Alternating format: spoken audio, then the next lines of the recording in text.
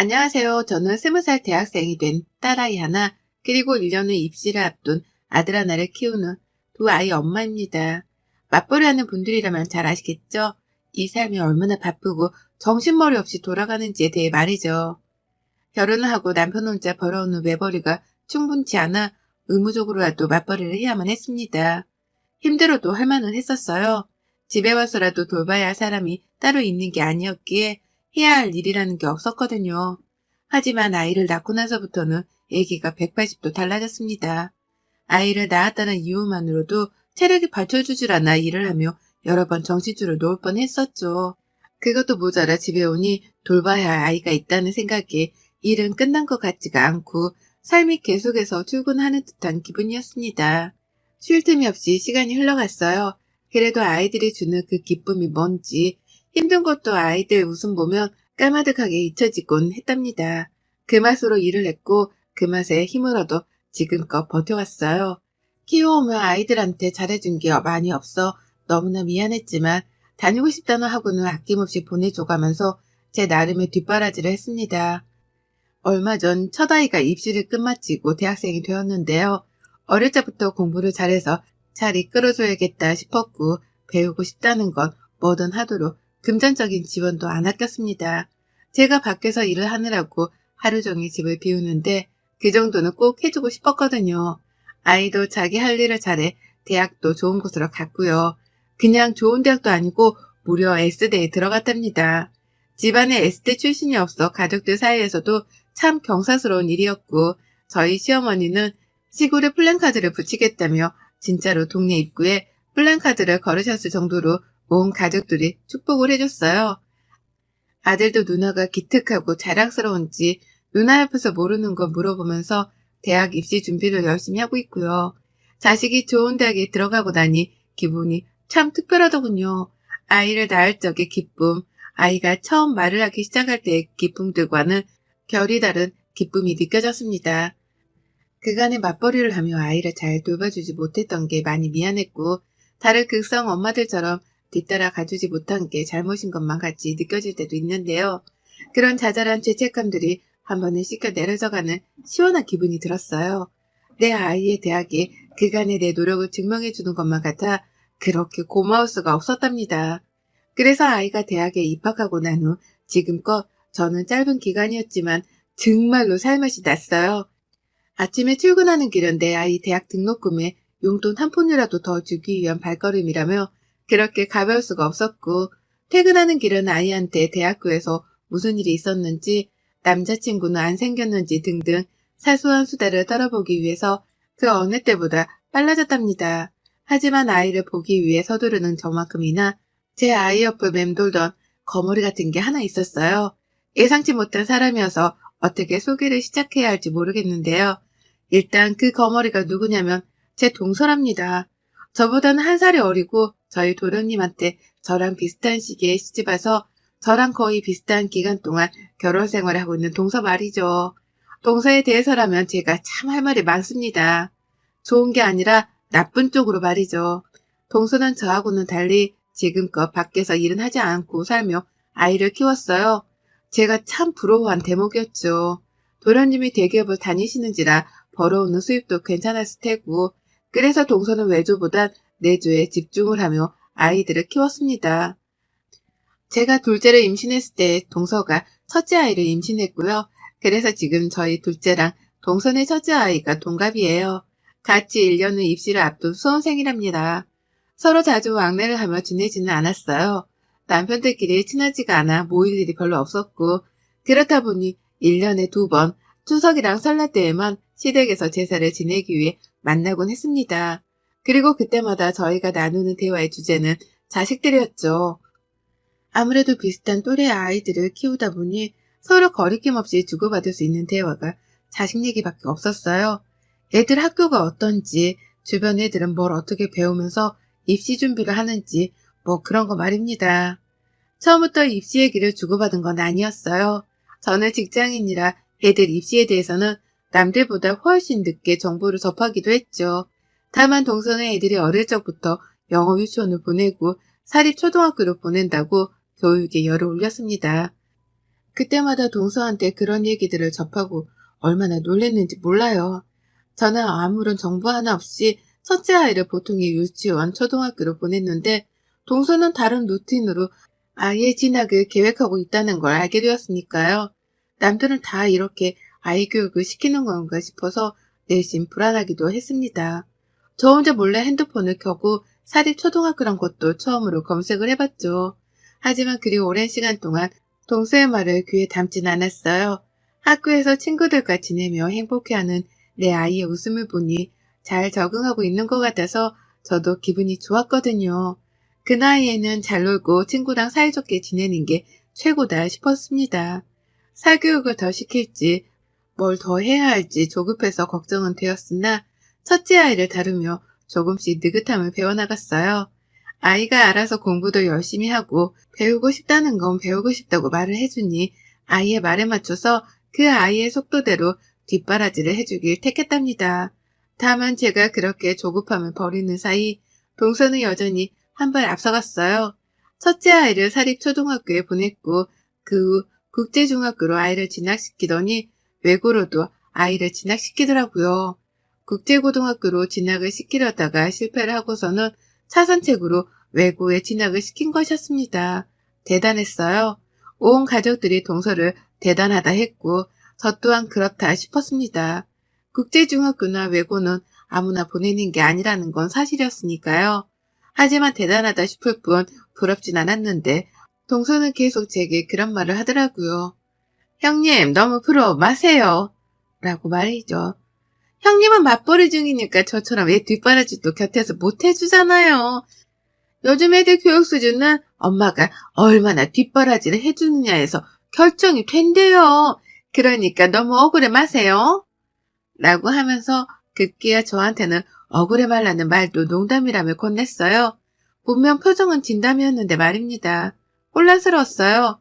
나는 내 속도대로, 내 아이 속도대로 아이를 키우고 있는데 이게 남들보다 뒤처지는 중이라는 걸 반증하는 것이었나 싶어 걱정이 컸죠. 바쁜 엄마 때문에 아이가 제대로 남들과 경쟁을 하지 못하고 있는가 싶어 미안함이 가장 컸습니다. 맞벌이하는 엄마들처럼 저 또한 아이한테는 미안함이 가장 크게 자리를 잡았어요. 동선을 끊임없이 모일 때마다 자식 자랑을 했고 아이가 국제 중에서 상장 받은 거며 좋은 성적을 거둔 거며 여러 가지 자랑거리들을 제게 털어놨습니다. 제가 전혀 궁금하지 않았던 것들까지 말입니다. 그 당시 저희 딸아이가 고등학교에서 거의 전교 1등만을 하며 상위권 자리를 놓지 않고 있었고 옆에서 듣다 짜증이 났던지 저희 남편이 동서한테 나서서 이런 말을 한 적도 있었어요. 우리 딸은 지금 학교에서 전교 1등인데 우리 딸도 공부 잘하는데 라고 말이죠. 우리 딸 자랑도 좀 해보라면서 저한테 곁눈질을 주며 동서에게 이런 말을 했었죠. 그러자 동서는 잠시 쉼도 없이 대답했습니다. 그쵸. 용꼬리로 사는 것보다 닭대가리로 사는 게 낫죠. 라고요. 한마디로 내 자식은 닭들만 모여있는 곳에서 1등을 한 거고 자기 자식은 1등들만 모여있는 곳에서 하위권인 거니 같은 수준이 아니라는 것이었습니다. 표정도 어찌나 잘난 척을 못해 안달이던지 그 태도가 볼썽싸나워서 더는 긴 얘기를 안 했어요. 더 말을 꺼내려는 남편도 제 손으로 뜯어 말렸고요. 자식 잘 키우는 맛에 사는 동서를 이길 수 없다고 생각했습니다. 그런데 이런 동서와의 관계가 좀 우스워졌습니다. 뭔가 사뭇 달라졌달까요? 저희 아이가 S대, 무려 S대에 들어가게 되면서 상황이 완전히 뒤바뀐 거예요. 사교육이라고는 얘가 다니고 싶다는 종합학원이라 단과 학원들 그리고 수능 몇 달 전에 배우겠다던 논술이 전부였습니다. 제가 할 수 있는 건 금전적 뒷바라지 뿐이었는지라 얘가 배우고 싶다는 건 다 해줬어요. 그러면서도 직장을 다녀야 했기 때문에 특별히 아이한테 더 신경을 써준 것이라고는 밥 먹이는 것 말고는 없었답니다. 그런데 얘가 S대에 들어가 버리더라고요. 집안은 난리가 났어요. 저는 펑펑 울었고 학교에서도 학교 입구에 아이 플랜카드가 걸렸으니 사진 찍어 두시라고 축하 연락이 왔고 남편은 친구며 가족들이며 너나 할 것 없이 자랑을 하느라 전화기를 내려놓질 않았답니다. 너무 즐겁고 행복했어요. 아이가 입학을 하고 대학생을 하기 시작한 올해는 제 인생 최고로 보기 좋게 행복한 나날들이었습니다. 그러나 이 순간까지도 동서는 거의 멘붕에 빠진 사람 같았었죠. 자기 아이가 최고로 잘난 줄 알았고 사립초에 엘리트 학교로만 진학을 시키고 있었는데 아무것도 하지 않던 저희 아이가 S대를 덜컥 들어갔다고 하니 계산 오류가 생긴 겁니다. 저희 아이 같은 아이가 S대에 들어가면 안 되는 거라고 생각이라도 했었던 듯이 정말? 정말요? 정말? 아니 왜요? 어떡해요? 라면서 몇 번이고 되물었어요.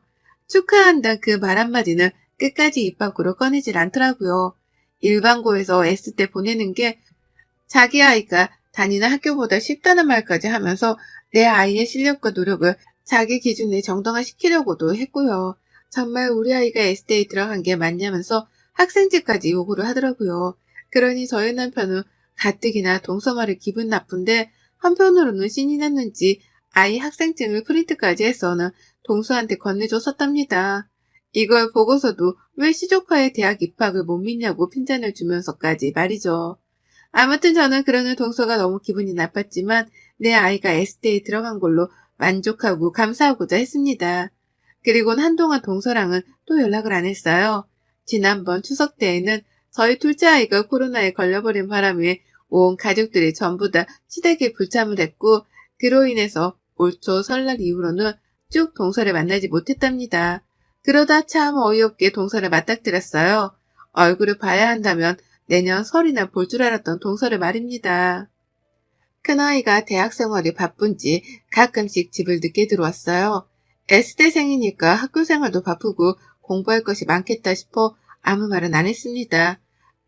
그런데 곰곰이 따져보니까 아이가 늦게 들어오는 날이 딱 매주 수요일과 금요일이더라고요.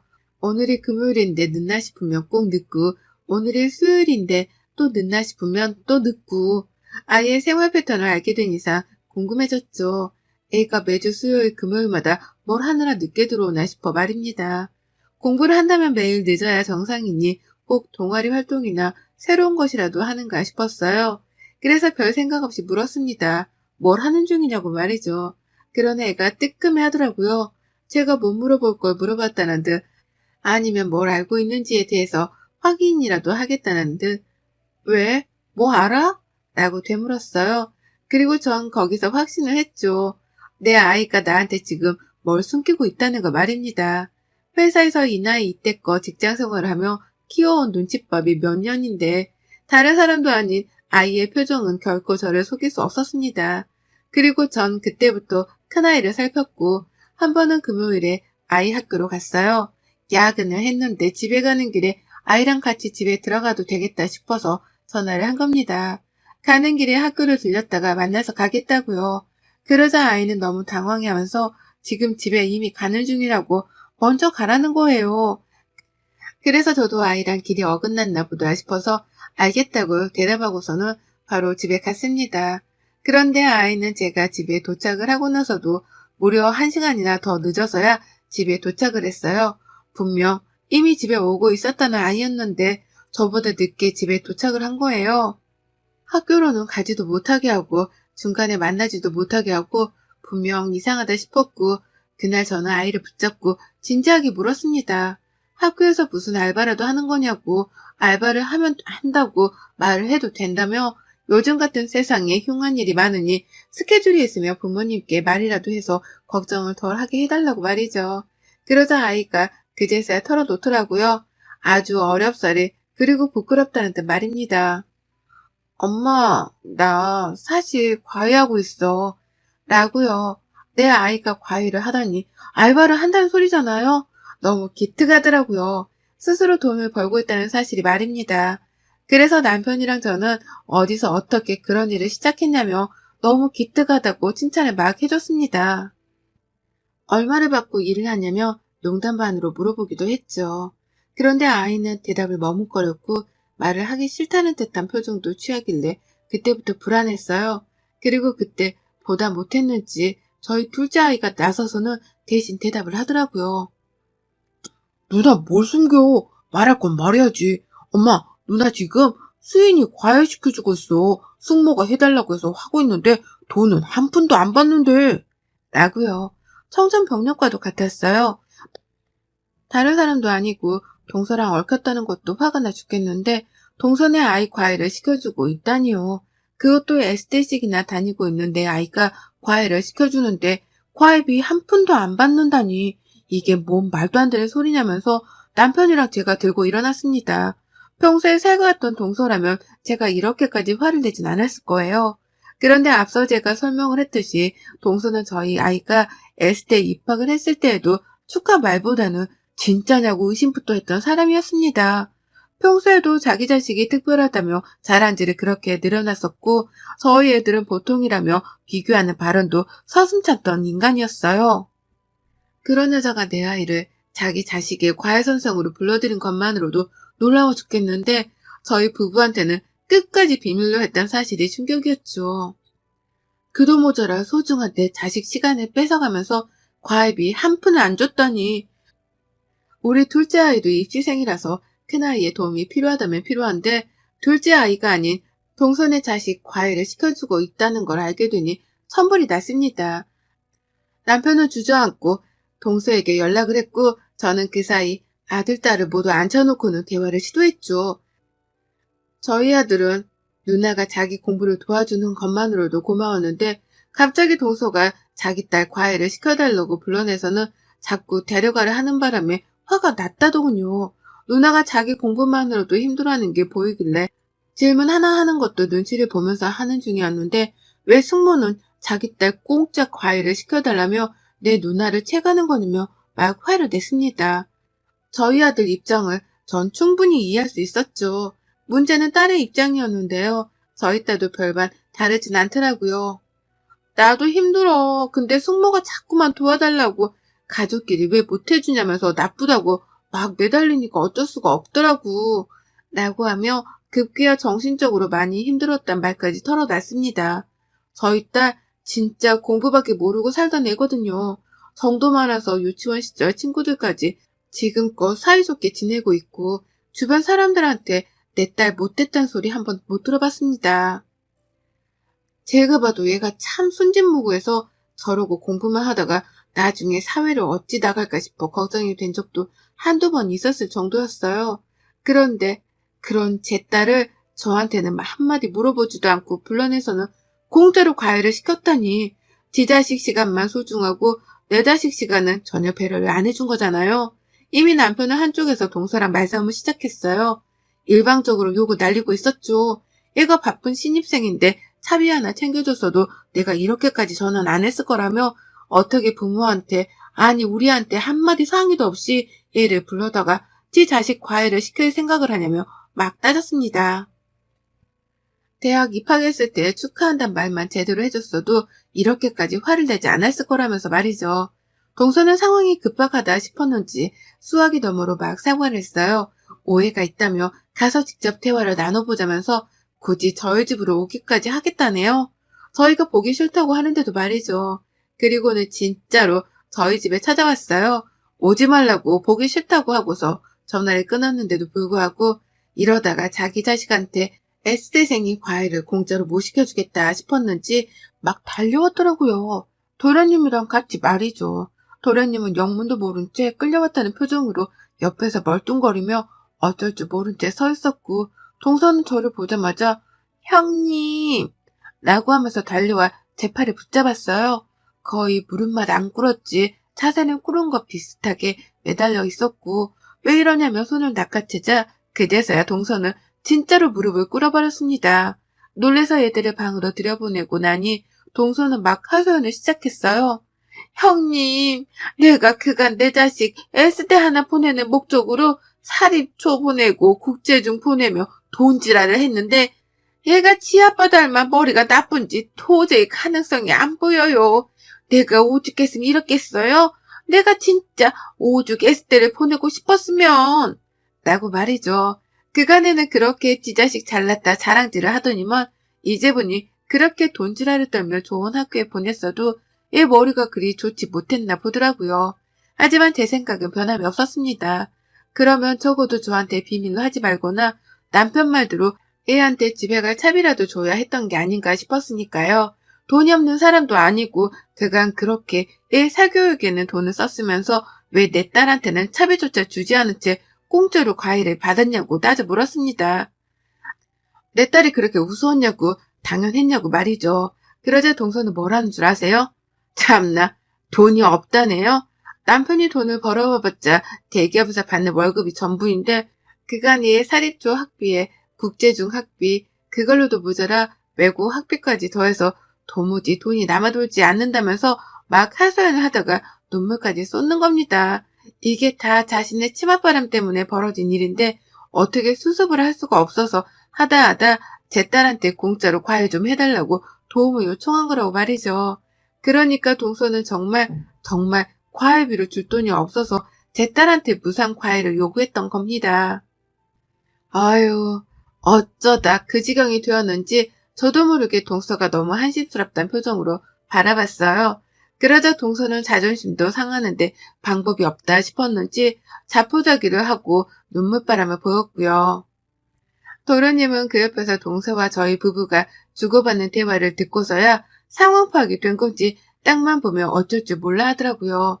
집 마누라가 쪽팔렸던 겁니다. 결국 저희 부부는 그날 그대로 눈물바람인 동서를 돌려보냈어요. 너무 늦기도 했고 아이들도 피곤해서 쉬어야 할 텐데 더 할 수 있는 게 없으니 날 밝을 때에 주말이라도 얘기를 하자고 말이죠. 그렇게 동서는 집으로 돌아갔고 남편이랑 저는 뭐 이런 일이 다 있냐며 기가 막혀 했습니다. 그런데 저희 큰딸이 나와서 말해주더라고요. 동서가 비록 돈은 안 주고 자기한테 과일을 해달라 매달리고 붙잡으며 피곤하게 하긴 했지만 집에서 밥도 차려주고 먹을 게 있으면 다 건네주면서 선생 대접은 제대로 해줬다고요. 애가 안쓰럽다며 숙모 걱정을 하는데 저도 참 복잡했습니다. 오죽 돈이 모자라고 오죽 아이를 좋은 대학에 보내고 싶었으면 저렇게까지 자존심을 구기고 우리 딸을 찾았을까 싶어 말이죠. 평소 같으면 자존심 세운다고 콧대만 세웠을 여자였거든요. 그 후 저희 부부는 많은 고민을 했습니다. 이대로 동서를 돈줄 내줄지 아님 윗사람들로서 우리가 가족을 챙겨야 할지에 대해 말입니다. 사이다스럽게 동서한테 쓴 말을 날리고는 확 연을 끊고 사는 방법도 있겠으나 저희 부부는 그렇게까지 하고 싶지 않았어요. 다 자식 잘 되게 하고 싶은 부모의 마음이라는 걸 잘 알았기 때문에 동서를 마냥 탓할 수 없었던 겁니다. 그러다 결국 저희 부부는 결론을 내렸답니다. 정확히는 큰딸, 작은아들과 다 같이 결론을 내렸어요. 그건 바로 동선의 아이 과일을 시켜주는 것이었답니다. 큰아이가 자기 동생 과일을 봐주는 동안 동선의 아이가 저희 집으로 직접 찾아와서는 겸사겸사 같이 공부 과일을 받고는 집으로 돌아가는 것이었죠. 저로서는 제 딸 시간을 아껴주고 또 제 아들 과일을 시켜주는 꼴이라 좋았고 동서로서는 딸아이의 이동 스케줄이 바빠지겠으나 끝까지 S대생한테서 공짜로 과일을 받긴 받을 수 있으니 좋은 것이었죠. 최대한 가족들끼리 척지지 않고 이루어 수 있는 점을 생각하다가 고안해낸 방법이었습니다. 그리고는 이 말을 직접 제가 동서에게 전달했죠. 내 딸아이도 대학생활하며 바쁜 아이니까 정 과일을 받고 싶으면 딸을 데리고 동서가 직접 우리 집으로 찾아오라고 말입니다. 우리 아들 과일을 받을 타이밍에 겸사겸사 같이 들으라고 말이죠. 그러자 동서는 아주 감사하다며 절이라도 할 듯이 수긍을 했어요. 고맙단 말을 끝까지 놓치지 않고 하더라고요. 오죽 S대생의 과외가 급했으면 자기 딸아이를 직접 우리 집으로 오게 하라고 하는데도 불구하고 알겠다고 그 제안을 받아들이더니만 지금껏 정말로 일주일에 2번씩 저희 집으로 아이를 보내고 있답니다. 그렇게 봐서는 쥐죽은들 저희 딸한테 과일을 받곤 집으로 돌아가는 바쁜 일상을 반복하고 있어요. 가끔씩 저희 집으로 올 때 과일이나 먹을 것 등을 하나씩 싸서 보내오기도 하고요. 그리고 저희 부부는 그런 식으로 작은 성의를 보이기 시작한 동서의 태도를 높이 사며 쿨하게 이번 일은 더 문제 삼지 않기로 했답니다. 과일을 해주는 것만으로도 고맙다며 제 딸에게 고맙다는 성의 표현도 하고 가끔씩 먼저 안부를 묻는다며 제게 연락도 하는 동서의 변한 태도가 눈에 훤히 보이기 시작했으니까요. 그렇게 저희는 같이 공생하는 방법을 택했고 저희 딸아이는 좀 더 편안한 환경에서 동생이랑 사촌동생 과외를 해주며 여가 과외 활동을 하고 있어요. 전 이번 일을 겪으면서 하나 깨달은 게 있습니다. 사람이 늘상 익은 벼처럼 겸손해야 한다는 걸 말입니다. 자랑하고 내세워봤자 좋을 거 하나 없고 좋은 일이 있어도 겸손할 줄 알며 이치에 맞게 살자고 말이죠. 아마 동서도 그걸 뼈저리게 깨우쳤을 거라 생각해요. 저는 이제 동서한테 자식 자랑 쓸데없이 듣지 않을 생각하니 벌써부터 귓속까지 다 시원합니다. 여러분의 생각은 댓글로 남겨주세요. 오늘도 시청해 주셔서 정말 감사합니다.